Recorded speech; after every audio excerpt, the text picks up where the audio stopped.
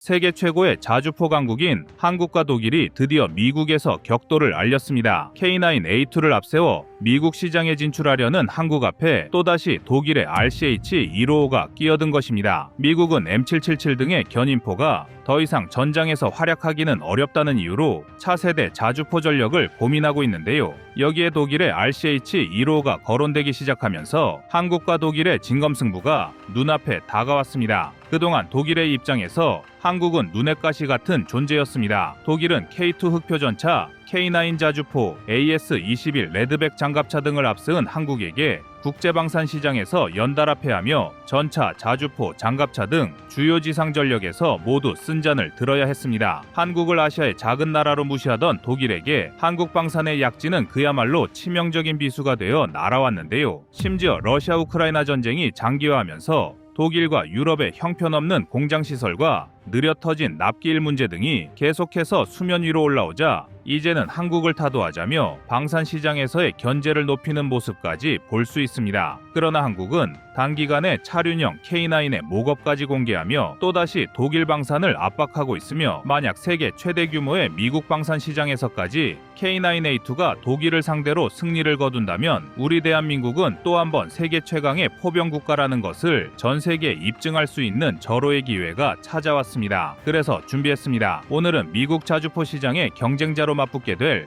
RCH-155와 K9A2의 성능 비교를 자세히 알려드리겠습니다. 여러분의 구독과 좋아요가 꺼리튜브 운영에 많은 힘이 됩니다. 독일은 우리 대한민국이 본격적인 유럽 진출에 성공하기 전까지 유럽 방산 시장에서 최강자로 군림했습니다. 게르만 장인이라는 표현을 사용할 정도로 독일제 무기들은 우수한 성능을 바탕으로 유럽 시장을 석권했었는데요. 하지만 이는 어디까지나 한국이 국제방위 산업의 무대에 등장하기 이전까지의 이야기였습니다. 압도적인 성능과 빠른 납기, 저렴한 가격까지 3박자를 고루 갖춘 한국산 무기들이 등장하면서 독일은 유럽 방위 산업 시장에서 점차 자신들의 밥그릇을 빼앗기기 시작했습니다. 특히 자주포 분야에서는 노르웨이, 폴란드, 루마니아 등의 나라가 한국의 K9을 선택하면서 독일의 펜자흐비치 2000은 좌절을 맛봐야만 했는데요. 그런 독일이 한국을 상대로 자신들의 밥그릇을 되찾기 위해 야심차게 준비했던 자주포가 RCH-155입니다. 그리고 영국에서 맞붙었던 K9A2와 RCH-155의 첫 대결은 아쉽게도 RCH-155의 승리로 끝이 났습니다. 하지만 이는 어디까지나 K9A2의 성능 문제가 아니라 처음부터 영국이 요구한 조건이 차륜형 자주포에게 유리했기 때문입니다. 당시 경쟁은 자주포의 성능 차이가 아니라 궤도형과 차륜형이라는 차체 플랫폼의 차이가 승부를 가른 것뿐인데요. 하지만 이번에는 세계 최고의 방산 시장이라 할 수 있는 미국에서 한국과 독일이 진검승부를 벌이게 되었습니다. 해외 군사 매체 글로벌 디펜스 뉴스의 보도에 따르면 독일의 RCH-155가 미국의 M777 견인포를 대체하기 위해 미국 시장에 진출할 수도 있다는 가능성이 제기된 것입니다. 현재 미국은 그동안 운용하던 견인포를 전부 퇴역시킬 계획을 가지고 있습니다. 미국은 전 세계를 대상으로 군사작전을 수행하는 만큼 견인포가 자주포에 밀려나는 상황에서도 M777 견인포와 같이 경량화된 신형 견인포를 도입하여 운용했던 나라인데요. 견인포가 자주포보다 훨씬 더 가볍기 때문에 세계 각지에 군을 배치하는 미국의 입장에서는 지금까지 견인포를 완전히 버릴 수가 없었습니다. 하지만 미군의 제임스 레이니 장군은 견인포의 효율성이 끝났다고 믿는다는 발언을 통해 이제는 전장에서 견인포가 설 자리는 없어졌다고 말했으며 이는 그만큼 미군도 견인포보다는 더 강력한 자주포 전력을 확보하는데 고심하고 있는 것을 방증합니다. 그리고 한국은 독일보다 먼저 K9A2를 미군에 제안하며 자주포의 미국 시장 진출을 시도해왔는데요. 하지만 RCH-155가 미군의 견인포를 대체할 수 있다는 가능성이 제기되면서 한국의 K9A2가 다시 한번 RCH-155와 맞붙게 되었습니다. 미국은 세계 최고의 방산 시장이자 전 세계 국가 중에서 가장 강력한 군사력을 자랑합니다. 그렇기 때문에 미국 시장에 방산 무기가 진출한다는 것은 단순히 판매 수량과 금액만을 따질 수 없으며 그 자체로 엄청난 상징성을 얻을 수 있습니다. 만약 한국이 독일제 자주포를 누르고 미국 시장에 성공적으로 진출하게 된다면 K9A2가 세계 최강의 자주포라는 점을 공식적으로 인정받을 수 있는 절호의 기회인데요. 비록 K9A2가 영국에서 고배를 마시긴 했지만 수출 대상이 미국이라면 이야기는 달라집니다. 섬나라인 영국은 자국 안에서 정비된 기동로를 통해 빠르게 기동할 수 있는 차륜형을 선호할 수밖에 없는 환경을 가지고 있지만 전 세계를 대상으로 군사작전을 수행하는 미국의 입장에서는 도로에서의 기동보다 지형의 제약을 덜 받는 궤도형의 장점을 주목할 수밖에 없습니다. 특히 중동의 사막 지형 등에서는 차륜형 차체의 기동이 제한될 여지가 많은데 이러한 환경에서도 작전을 수행해야 하는 미군의 입장에서는 지형 지물의 제약을 덜 받는 궤도형 자주포를 선호할 여지가 높습니다. 게다가 한국의 K9A2는 독일의 RCH-155보다 훨씬 더 긴 사거리를 가지고 있습니다. RCH-155는 사거리 연장탄을 사용할 경우 54km가 최대 사거리입니다. 반면 우리 대한민국의 K9A2는 사거리 연장탄을 사용하면 최대 60km의 사거리를 확보할 수 있습니다. 한국은 2027년까지 3,700억 원 이상의 예산을 들여 신형 사거리 연장탄의 대량 생산에 본격적으로 착수했는데요. 한국이 독일보다 수치상으로 6km 이상 더 긴 사거리를 확보했다는 것도 장점이지만 여기에 궤도형 차체를 사용한다는 점과 포탄 사거리가 합쳐지면 RCH-155보다 훨씬 더 강력한 전술적 이점을 가질 수 있습니다. 차륜형 자주포는 기동성이 우수하지만 지형의 제약을 받기 때문에 갖춰진 도로망에서 멀리 벗어나기가 어렵습니다. 하지만 궤도형 자주포는 지형의 영향을 덜 받기 때문에 도로망을 벗어나서 보다 더 효과적인 화력 지원이 가능한 위치로 진입할 수 있습니다. 여기에 6km가 더 긴 사거리를 갖추고 있기 때문에 실질적으로는 충분히 10km 이상의 사거리 차이를 만들어낼 수 있습니다. 대포병 레이더와 드론 등으로 인해 포병에 대한 적의 위협이 증가하는 현 시점에서 10km 내외까지 사거리 차이를 벌릴 수 있다는 것은 당연히 이를 운용하는 부대의 생존성과 직결된 중차대한 문제입니다. 그렇기 때문에 독일보다 더 긴 사거리를 보유했다는 것은 명백히 K9A2의 확실한 전략적 강점으로 볼 수 있습니다. 여기에 최대 발사 속도는 K9A2와 RCH-155 모두 분당 9발 수준으로 대등합니다. 이전부터 K9이 국제무대에서 성능을 인정받고 있었지만 독일의 펜자흐비치 2000보다 최대 발사 속도와 지속 발사 속도에서 다소 부족했던 점이 있었던 것도 사실입니다. 펜자흐비치 2000이 최대 발사 시 분당 8발 이상, 지속 발사는 분당 3발을 사격할 때 K9은 최대 발사 속도는 분당 6발, 지속 발사는 분당 2~3발 정도로 독일보다 조금은 부족한 수치를 보여주기도 했는데요. 하지만 K9A2는 이러한 부분을 완벽히 개선하였으며 펜자흐비치 2000의 포탑을 사용하는 RCH-155와 사격 속도 면에서는 대등한 수준에 도달하였습니다. 그렇다면 발사 속도가 동일한 수준일 때는 포탄 적재량에 주목해야 합니다. 동일한 사격 속도를 가졌다고 하더라도 자주포에 적재할 수 있는 포탄의 수량이 부족하다면 분당 9발에 달하는 최고 발사 속도를 최대치로 활용할 수가 없습니다. 따라서 발사 속도 이외에도 얼마나 많은 탄약을 적재할 수 있는지에 따라 자주포의 화력 수준이 달라지게 됩니다. 그런데 RCH-155는 겨우 30발에 불과한 포탄을 적재할 수 있습니다. 즉, 겨우 3분의 시간이 지나면 새로 탄약을 보급받아야 다음 임무 수행에 들어갈 수 있다는 것인데요. 제 아무리 탄약의 보급 절차 중 상당수가 자동화로 개선되었다고 해도 무게가 40kg이 넘어가는 155mm 포탄 다수를 신속하게 보급해주는 것은 운용 인원들의 많은 체력 소모와 시간을 필요로 합니다. 하지만 대한민국 K9A2는 48발의 포탄을 적재할 수 있기 때문에 RCH-155보다 무려 18발이나 더 많은 양의 포탄을 적재하고 임무에 투입될 수 있습니다. 최대 발사 속도로만 계산해도 2분이나 더 긴 시간 동안 아군에 대한 화력 지원을 담당할 수 있고 지속 발사 속도로 가정할 경우 4분 이상의 화력 지원 시간을 추가로 확보할 수 있습니다. 각종 감시 추적 장비의 발달로 1분 1초가 아쉬워진 현대전장에서 탄약의 재보급을 위해 4분이 넘는 시간 동안 화력 지원의 공백을 야기하는 30발의 탄약 적재량은 더더욱 치명적으로 다가올 수밖에 없는데요. 영국은 자국 방어를 위해 소규모의 자주포를 도입하기 때문에 이러한 RCH-155의 단점이 크게 와닿지 않았을 수 있지만 세계 경찰을 자처하며 지구 각지에서 지금도 적과 교전을 벌이고 있는 미국에게 18발의 포탄 적재량 차이는 수많은 병사의 목숨과 직결된 요소입니다. 게다가 가격 측면에서도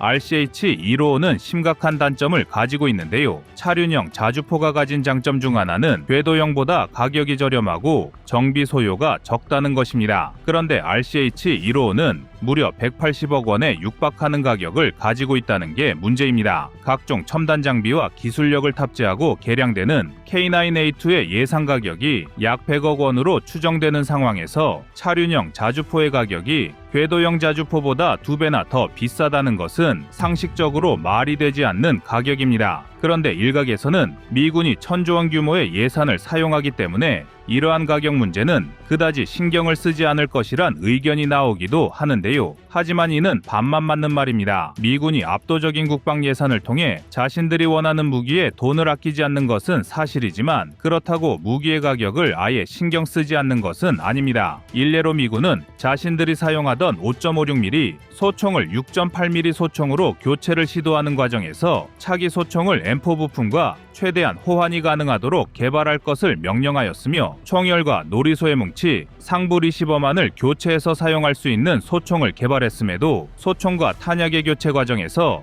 많은 예산이 소모된다는 이유로 해당 사업을 반려한 사례가 있습니다. 이처럼 미국은 자신들이 원하는 무기를 위해서는 막대한 예산 지출을 감수하면서도 최대한 합리적인 예산 지출을 강조하는 모습을 여러 차례 보여줘 왔습니다. 그렇기 때문에 미군의 입장에서도 탄약 적재량이 K9A2의 62% 수준에 그치면서 사거리는 6km 이상 차이 나는 RCH-155를 2배에 가까운 가격을 주고 대량으로 도입하는 것은 그다지 달갑지 않은 일입니다. 이렇듯 RCH-155는 차륜형 플랫폼에서 나오는 차체의 장점 일부를 제외하면 K9A2보다 전략, 전술적인 관점에서 부족한 부분이 여실히 드러나는데요. 세계 최고의 미국 시장에서 독일 자주포를 꺾어버리는 한국 포병의 저력을 기대하겠습니다.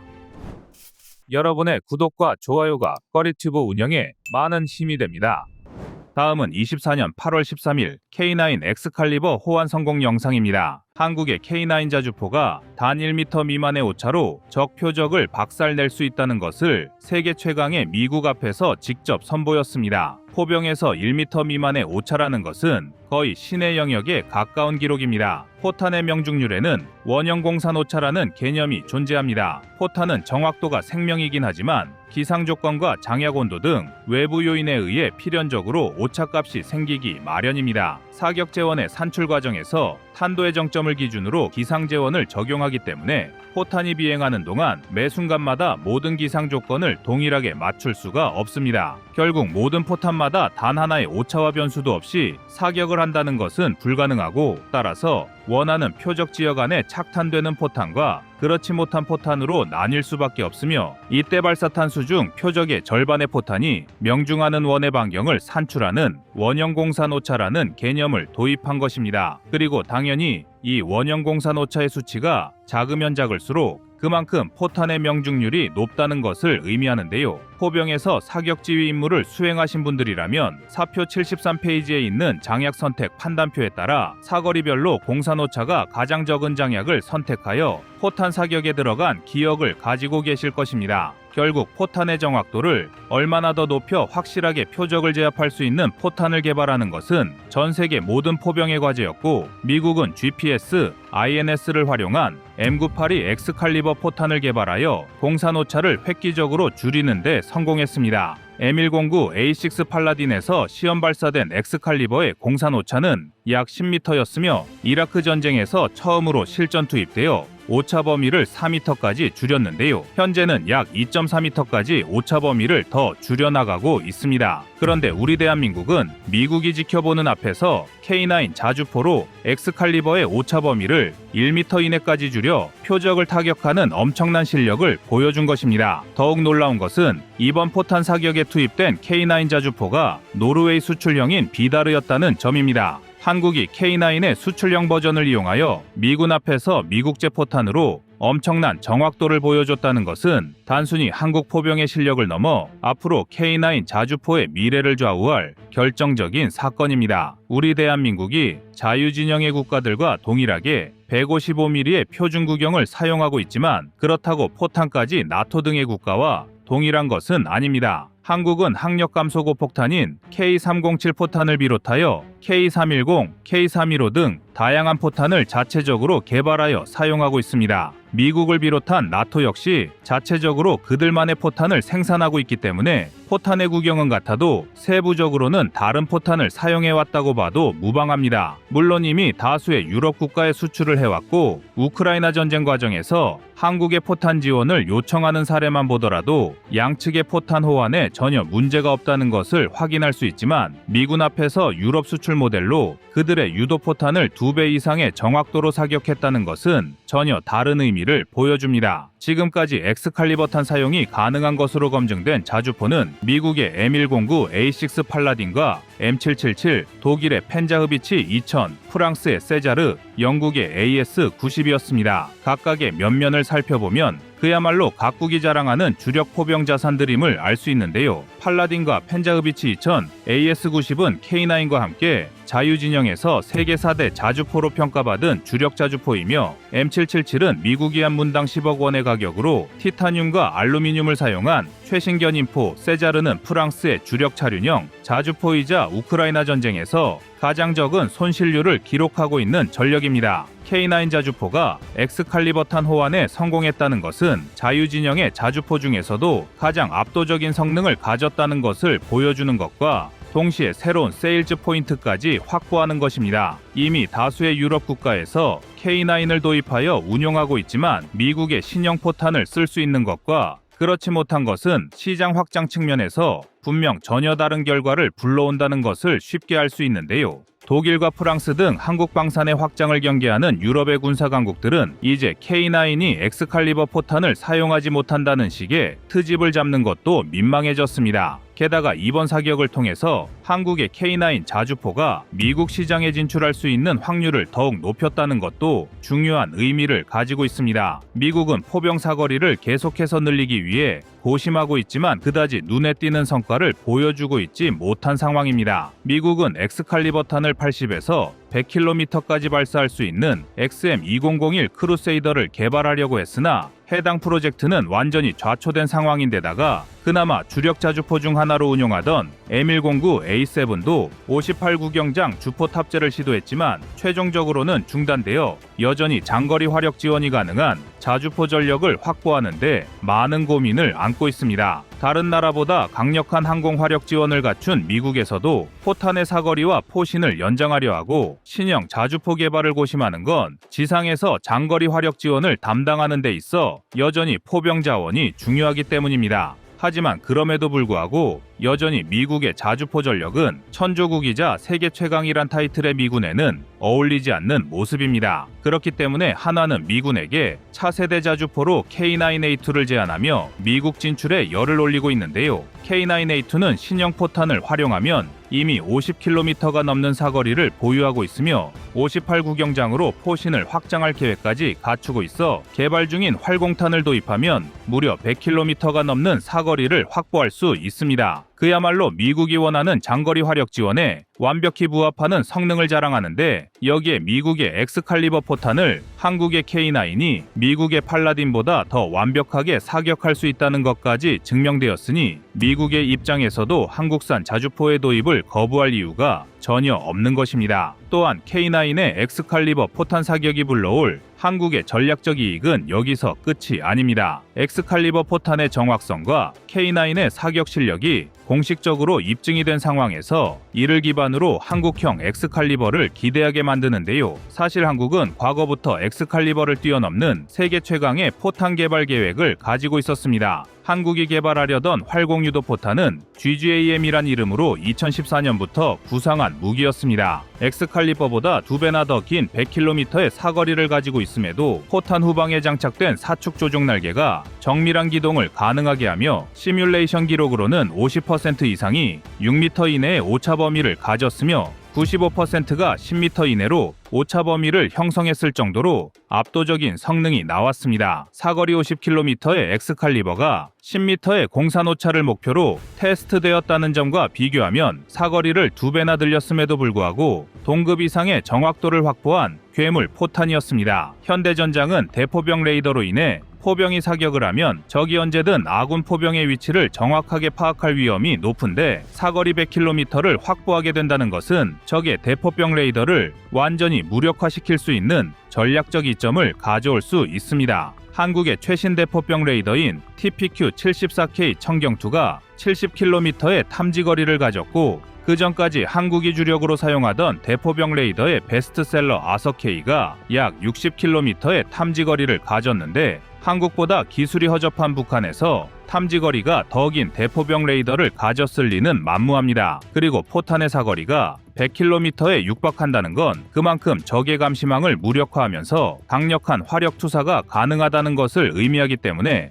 포병 전술의 패러다임을 완전히 뒤바꿀 수 있는 강력한 포탄을 한국이 개발하고 있었다는 뜻입니다. 그런데 각종 테스트뿐만 아니라 모급 제품까지 공개되었던 한국형 엑스칼리버는 암초를 만나 잠시 멈추고 말았는데요. 북한이 300mm, 400mm 이상의 대구경 방사포를 도입하여 일반적인 포신 포병의 사거리보다 더 긴 사거리를 확보하게 되면서 한국은 우선 포신 포병의 사거리를 연장하는 것보다 천무를 중심으로 KT-2와 후속 유도 로켓에 집중하는 것을 선택하면서 잠시 개발의 위기를 맞이했었습니다. 하지만 자주포와 다연장 로켓은 같은 포병으로 묶여 있더라도 엄연히 맡은 임무는 다릅니다. 그렇기 때문에 방사포를 제압할 다연장 로켓과 별개로 포신 포병의 화력 지원 능력을 향상하는 것도 한국엔 매우 중요한 일인데요. 그래서 우리 대한민국은 2024년부터 2036년까지 약 4,400억 원의 연구개발 비용을 투자하여 미국의 엑스칼리버를 찍어 누를 155mm 정밀 유도 포탄을 도입할 계획입니다. 2027년부터 대량 생산에 들어갈 예정인 K9A2와 한국형 엑스칼리버의 조합을 통해 다시 한번 세계를 놀라게 할 대한민국 포병의 힘을 응원하겠습니다. 여러분의 구독과 좋아요가 꺼리튜브 운영에 많은 힘이 됩니다.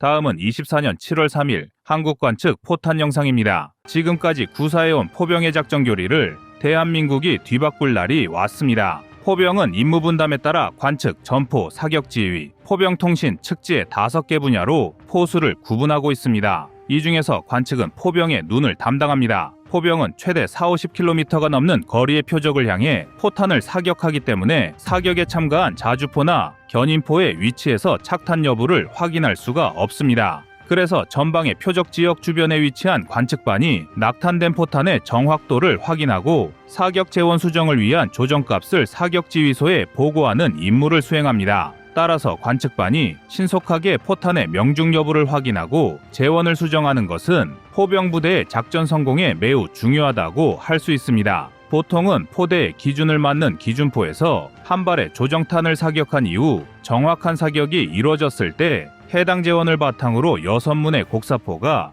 효력사 임무에 들어가는데요. 이때 포병 관측반은 낙탄된 포탄의 파열 범위를 확인하여 편의는 20m 이내, 사거리는 50m 이내의 오차 범위 안에 포탄이 들어오지 않으면 사격 재원을 수정해야 합니다. 현재 대한민국 포병은 낙탄된 포탄의 오차 범위 판정과 조정을 각각 30초 이내에 완료하도록 기준을 잡고 있는데요. 하지만 이러한 작전 개념을 일순간에 뒤바꾼 혁신적인 포탄을 대한민국에서 개발하였습니다. 정찰포탄 또는 관측포탄으로 불리는 포탄을 개발하면서 이제는 사격한 포탄을 이용해서 정확한 낙탄과 적의 피해 규모를 단번에 확인할 수 있게 된 것입니다. 포병의 포탄은 크게 모탄과 자탄으로 구분할 수 있습니다. 모탄이란 다수의 자탄을 탑재하고 발사되는 포탄을 의미하고 자탄이란 모탄 안에 탑재되었다가 목표 지점에서 모탄 밖으로 방출되어 해당 표적을 직접 타격하는 포탄입니다. APICM과 DPICM 등의 탄저 방출탄이 이러한 방식을 사용하여 표적 지역을 다수의 자탄으로 초토화하는데요. 한국이 개발한 관측포탄은 모탄에서 방출되는 자탄의 카메라를 부착하여 작전 지역을 실시간으로 확인할 수 있도록 제작되었습니다. 한 번 방출된 관측용 자탄은 약 1km 정도의 상공에서 8분 동안 적표적 지역을 정찰할 수 있으며 해당 지역을 촬영하고 좌표값을 산출할 수 있습니다. 우리 대한민국은 관측포탄을 개발함으로써 최전방 지역에 다수의 관측반을 파견하지 않더라도 단번에 표적과 주변 전장을 가시화할 수 있게 된 것입니다. 한 개의 포병대대가 전방에 파견하는 관측반은 9개입니다. 최소한 장교 9명을 포함하여 27명 이상의 병력을 전방 지역에 투입해야 한다는 것을 의미하며, 그렇게 투입한 관측반이 전방 상황을 공유하더라도 이를 포병부대의 사격지휘소가 눈으로 직접 확인할 수는 없었습니다. 하지만 한국이 개발한 관측포탄이라면 이러한 과정이 없어도 실시간으로 작전 상황을 확인하고 전략적 판단을 내릴 수 있게 되는데요. 관측포탄이 전방의 포병부대에 대량으로 보급된다면 특히 국지도발 상황에서 강력한 효과를 발휘할 수 있습니다. 과거 연평도 포격전이 발발하였을 때 한국은 K9 자주포를 이용하여 신속하게 대응 사격을 실시했지만 포탄의 명중 여부와 적에 대한 피해 규모를 실시간으로 파악하기엔 어려움이 많았습니다. 훗날 위성사진을 통해 포탄의 낙탄 지점과 파괴 범위가 확인되긴 했지만 그 전까지는 일각에서 제대로 된 대응 사격이 이루어지지 않았다는 불필요한 오해를 불러오기도 했는데요. 국지도발 상황의 특성상 적의 내륙 지역에는 아군의 관측반이 위치할 수가 없기 때문에 빠르게 낙탄 여부와 피해 규모를 파악하기 어려웠기 때문입니다. 하지만 관측포탄이 도입되면 별도의 관측반을 운용하지 못하는 상황에서도 이러한 작전 상황을 신속하게 파악하고 전략을 수정하거나 적성국의 도발을 빠르게 분쇄할 수 있게 됩니다. 지난 8.20 서부전선 포격 도발의 사례에서도 볼 수 있는 것처럼 우리 대한민국은 북한의 군사 도발이 발생하면 언제든 휴전선 이북으로 포병의 대응 사격을 준비하고 있습니다. 그렇기 때문에 관측반 운용이 어려운 상황에서 적 표적 지역을 확인할 수 있는 전략 수단이 추가된다면 대한민국 포병의 작전 효율이 한 단계 더 상승할 것입니다. 여기에 더해 포병의 사거리가 점차 증가하고 있는 점도 관측포탄의 전략적 중요성을 더욱 부각시킵니다. 현재 대한민국은 최대 55km의 사거리를 지닌 H-랩탄을 비롯해서 60km의 사거리를 지닌 신형 포탄도 본격적으로 생산에 들어갔습니다. 심지어 최대 사거리가 100km에 달하는 포탄까지 개발할 예정인데요. 이제 수십 킬로미터가 넘는 사거리를 가진 155mm 포탄은 더 이상 이론상의 이야기가 아닙니다. 그런데 포병의 사거리가 길어지면 길어질수록 전방 지역과 포병 부대의 교신은 어려워질 수밖에 없습니다. 포병 관측반은 교신 수단으로 PRC-999K를 휴대하고 임무를 수행합니다. 산악 지형 등 여러 작전 환경에 따라 달라질 수는 있지만 대체로 숏 안테나는 4km 내외의 통달거리를 가지고 있고 롱 안테나는 8km 내외의 통달거리를 가지게 되는데, 계속해서 증가하는 포탄의 사거리에 비하면 관측반의 무선 통신 수단은 이걸 따라가기엔 역부족이란 것을 알 수 있습니다. 중계소를 운영하여 통달거리를 벗어난 무전기의 교신을 이어줄 수도 있지만 중계소에는 2대의 무전기가 필요하기 때문에 결과적으로 총 4대의 무전기를 통해 교신하게 되어 그다지 효율적인 방식이라 할 수는 없는데요. 아무리 관측반의 임무 수행 역량이 뛰어나더라도 이를 포병부대의 사격지휘소로 전달해 줄 수가 없다면 무용지물입니다. 하지만 관측포탄이 도입되면 이러한 문제는 손쉽게 해결이 가능합니다. 관측반과의 교신이 없더라도 관측포탄을 이용해서 표적을 확인하면 되기 때문에 포병의 사거리가 점차 늘어나고 장거리 교전이 많아질수록 관측포탄의 효용성은 더욱 증대될 것입니다. 그리고 이러한 관측포탄의 필요성을 연구하는 것은 우리 대한민국만이 아닙니다. 미국, 프랑스, 독일 등도 관측포탄에 대한 연구를 진행하고 있는데요. 미국은 127mm 한 포에서 발사할 수 있는 포탄을 정찰용으로 개발하여 해상 등에서 활공하면서 정찰 임무 수행이 가능하거나 지상에서 발사한 후 주날개와 조종날개를 이용해 공중에서 적진을 정찰할 수 있는 다양한 종류의 포탄을 개발했습니다.